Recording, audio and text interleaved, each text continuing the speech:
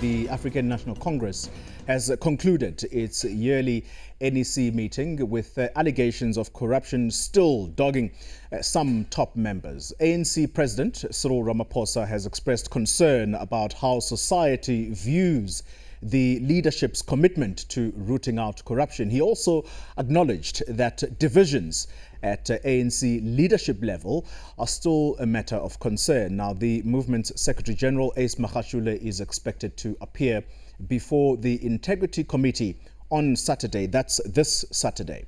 Now, Magashule faces allegations of corruption involving the Free State Asbestos Housing Project. Joining us now to discuss the ANC NEC outcomes is Paul Mashatile. He's the Treasurer-General of the African National Congress. Treasurer-General, thank you very much for making time to talk to us this morning. First question I would like to clarify from you is, when did the Secretary-General of the ANC, Ace Magashule, volunteer to go to the Integrity Commission? He discussed this matter with the officials before the NEC. You will recall that after he appeared in court, we had a discussion as the officials on how to manage the processes. So he then informed us that he will be going to appear before the Integrity Commission. So that was last week. So it was not a matter that arose yesterday when the NEC met. It just was reported yesterday, but he did indicate that he will go there already last week. Yeah. So in essence, therefore, Treasurer General, what you're telling us is that the president told the nation nothing new. Well, I think what the president said was that the NEC has asked the officials once again to finalize the guidelines. You'll recall that this matter was discussed previously, even in August, but the NEC said we need to have proper guidelines on how you implement such a decision. So I think what the president was saying was really to reiterate that this is what is going to happen. So in the next few weeks, the officials will be seized with the matter to finalize those guidelines so that when the NEC meets in January next year, it will be then deal with this matter. Yeah.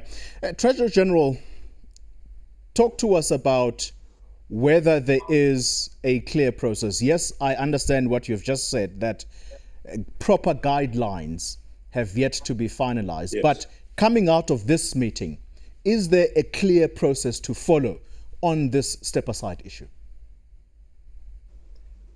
Yes, the process is that the NEC reiterate the issue of stepping aside if you are alleged to have been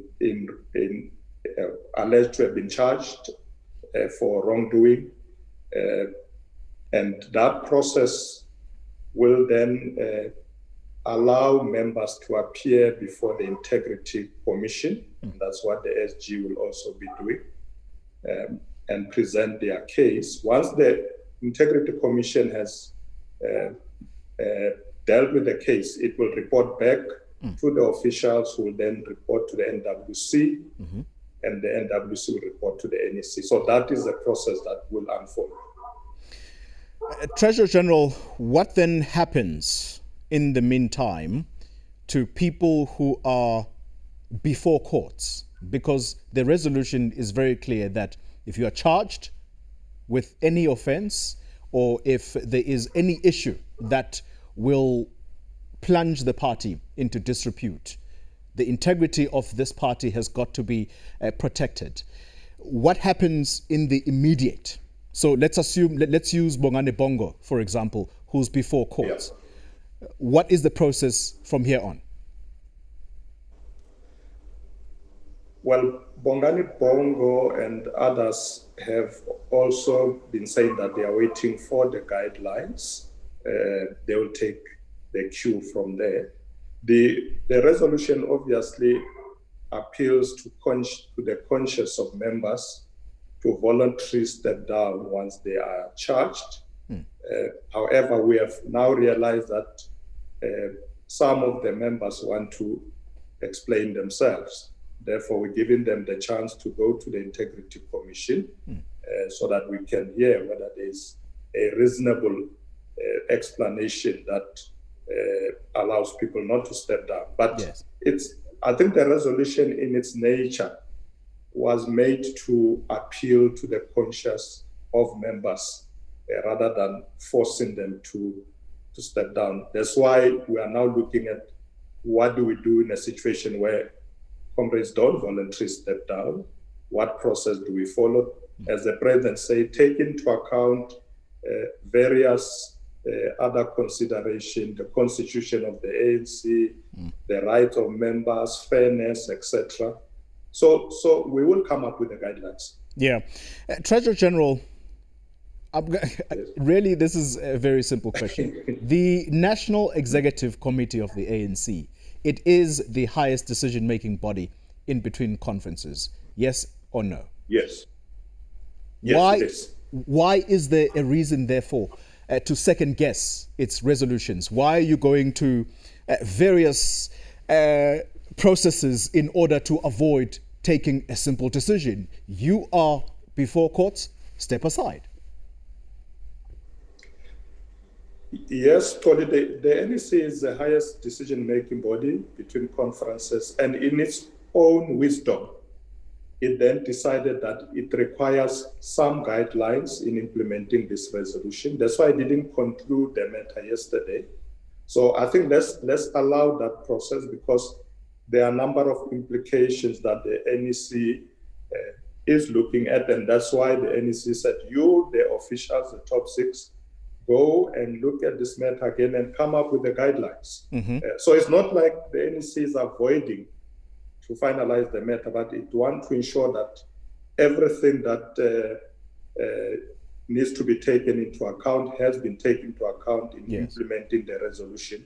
So we will come up with the guidelines and we will proceed from there. It's very interesting that you say the officials are going to be processing this when in its ranks or within the ranks of the officials sits a man who is before court for corruption. Is Ace Magashule going to be part of processing those guidelines? Well, he's currently one of the officials of the ANC. Remember, guidelines are not necessarily for him, it's for the whole organization. So you can't say to him he must not be part of that process. He's an implicated party. If there's a matter, if there's a matter that is specifically focusing on him, obviously he can recuse himself. But we are looking at the guidelines broadly for the whole organization. And in that case, you can't ask the Secretary General not to be part of that process. Treasurer General, then there's the issue of divisions in the ANC. The President made that statement very clear on Monday. In your view, just how divided is this party? Well, the ANC can't claim that there are no division within its ranks, but it's something that we continue to work on.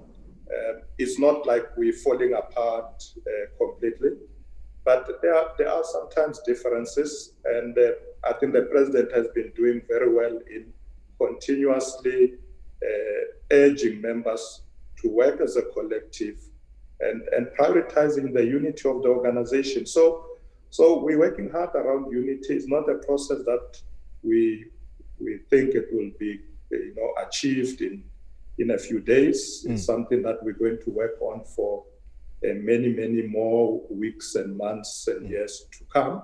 But the ANC at the moment is a cohesive organization. We are working together in the top six, in the NWC, and sometimes we differ there and there, but it's not like we are falling apart. Yeah. To use your words, you're prioritizing unity.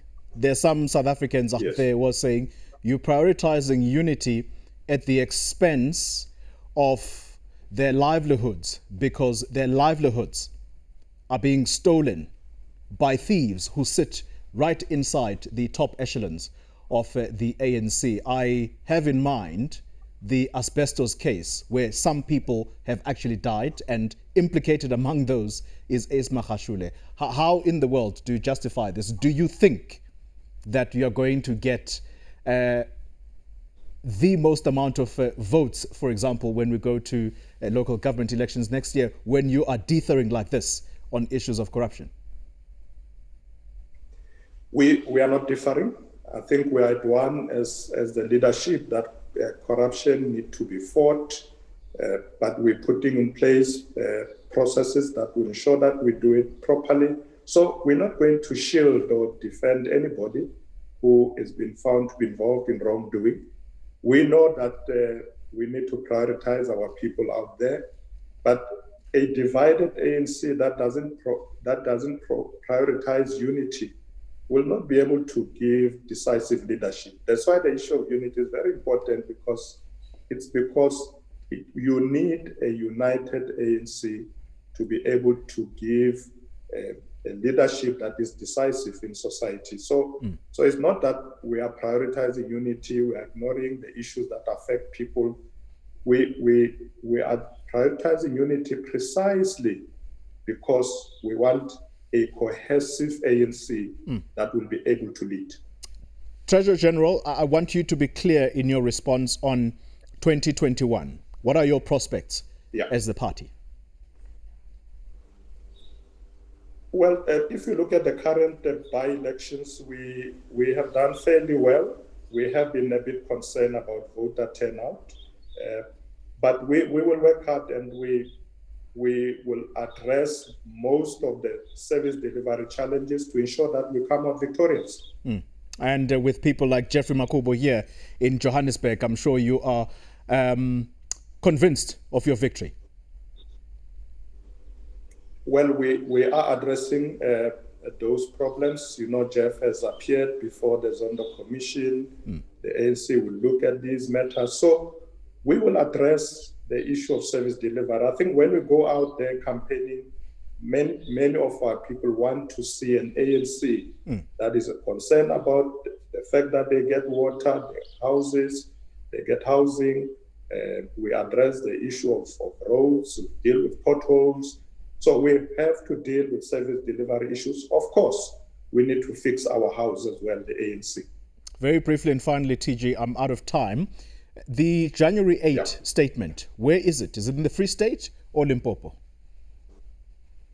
The NEC decided yesterday that for 2021, we will go to Limpopo. Thank you, sir. Treasurer-General of the African National Congress, Paul Mashatile, talking to us this morning on the outcomes of the party's National Executive Committee that you saw taking place from the weekend all the way through to yesterday, which was the last day.